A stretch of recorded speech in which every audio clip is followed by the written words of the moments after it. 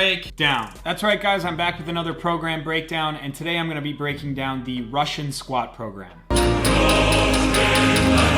Now, before I dive into the numbers involved in the program, I want to talk about the surrounding literature around the methodology. Originally, it was published as Methods of Developing Leg Strength in 1976 by A.A. Zainalov, and then it was translated 30 years later in 2006 by Bud Charniga. So this program was developed over the course of 6 years, and it studied the progress of 105 lifters. Now, those lifters ranged from classified athletes to Russian Masters of Sport to Russian International Masters of Sport. Now, the general theory of the Russian squat program is that the majority of the improvement is obtained with sub-maximal weights, and some would call these weights moderate to above moderate, and that's kind of the majority of the load throughout the entire program. Even though that the moderate to slightly above moderate loads were consistent across the entire 6 weeks, and they made up the majority of the training load, they still worked in tandem with heavier loads or near maximal loads. The heavy and maximal loads made up only 16% of the overall loading. So the program is composed of 2 phases. Both phases are 3 weeks long, and within each week you have 3 sessions. So it's a total of 18 sessions throughout the 6 weeks. The first 3 weeks are called the preparatory phase, in which the loading of the working sets is consistently 80% of your 1 rep max across all 3 weeks. The way that they increase intensity in the prep weeks is just by increasing the total volume. The weights of the second stage range from 85% of your 1 rep max, and then they end at a proposed 105%, or a 5% increase in your original training max. Now, first things first, this might not be the best format for a beginner unless the beginner is able to regulate their training max throughout the 6 weeks. And the reason I say that is because a 5% increase for someone who's a beginner, someone who may not have the most legitimate squat max, is somewhat of an undersell of their possibility of improvement. If you're a beginner and you want to do the Russian squat program, I have an idea as to the way that you can regulate your training max so that you can get the most out of this program, but we'll talk about that a little bit later. Now, what I've done is calculate the relative intensities of each workout, and I've given a rating on the level of the weights. To me, the most important aspect of this whole training methodology is the back off days.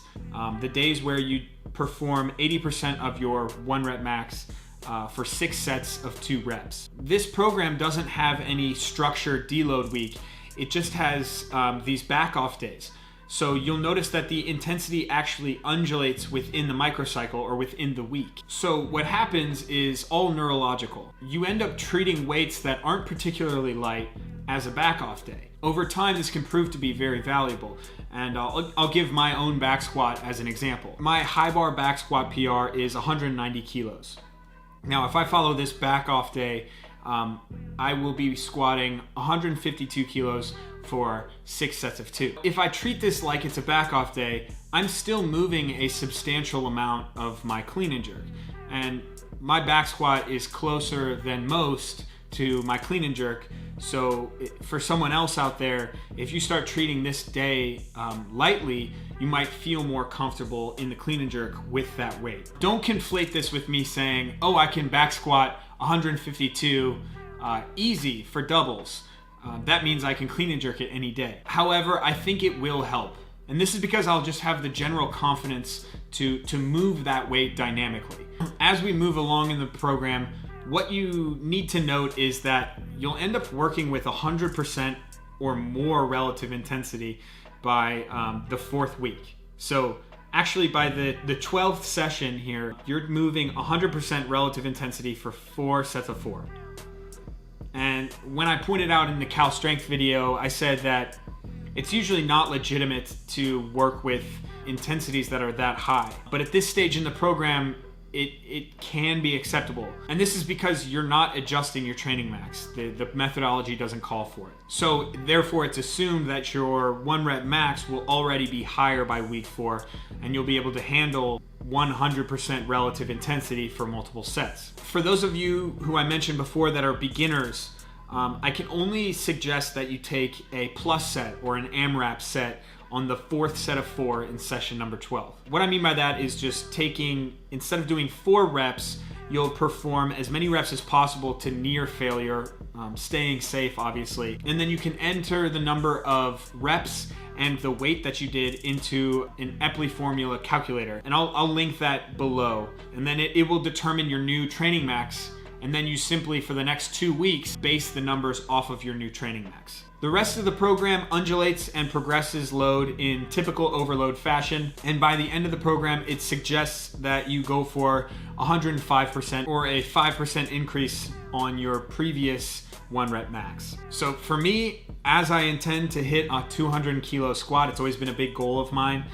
This is the exact program for me. A 5% increase on a 190 kilo back squat will put me really close to 200, so I'm just gonna go for 200. So for the next 6 weeks, as I prepare for a competition in 8 weeks, I will be running this program alongside my own personal cycle. Just an insight into the cycle that follows along with this Russian squat program. My weekly plan undulates along with the program. It has a built-in accessory day on Thursday, and then a back off day before the toughest day of the week for me in Saturday. After the 6 weeks, I plan to taper for 2 weeks and then try to hit PRs on the platform. If you guys are interested in following my program over the next 8 weeks alongside me, I will have a new week of programming posted to my Patreon every week. I will also have this beautifully color-coded Russian squat program with relative intensities, and all of it will be in PDF format. If you guys enjoy these videos